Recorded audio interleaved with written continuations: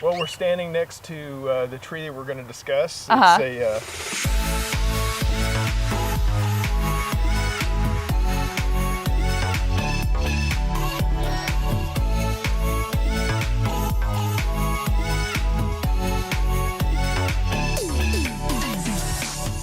Hey guys, welcome back to Play, Learn, Grow. My name is Alyssa, and today we are with Mike here. He does the horticulture for the Abilene parks. Correct? Yeah, Yes. and we've talked with him before about crepe myrtles here in Abilene, a really popular tree, I would say, here.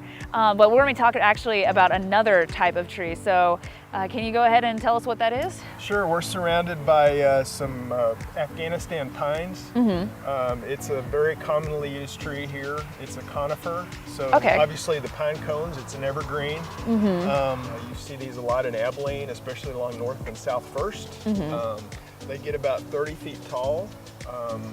They're evergreen, so the advantage of evergreen is that they would do a good job kind of giving some greenery year-round, as well as noise reduction in the case of the railroad tracks. Yeah. And they use them a lot around ball fields as well because, again, it's a screen. It kind of creates some privacy, and it also helps with the wind reduction. So where can we find these types of trees throughout Abilene? You know, you can even see them in people's yards. They're used best when they're in a non-irrigated area because it is a desert plant. And they can suffer some problems if they get too wet.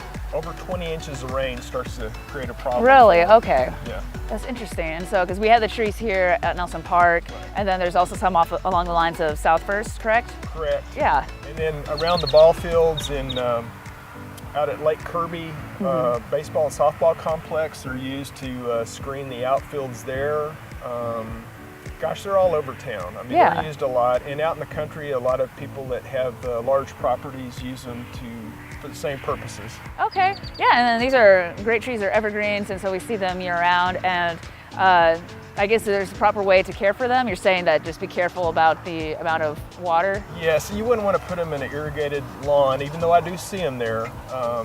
Over time, that becomes problematic. They're a little bit susceptible to crown root rot and diplodia, which is another fungus.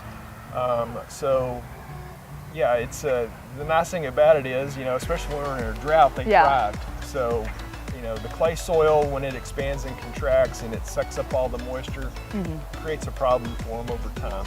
So then I guess the best care for them is just making sure we don't overwater them or keep them in a spot where they would get excessively wet. Yes. Okay. Yes. Gotcha. Well, thank you so much for sharing all this information with us about these wonderful trees and plants making Abilene beautiful. And you guys, we'll just see you next time on our next Play, Learn, and Grow. Thanks. Bye.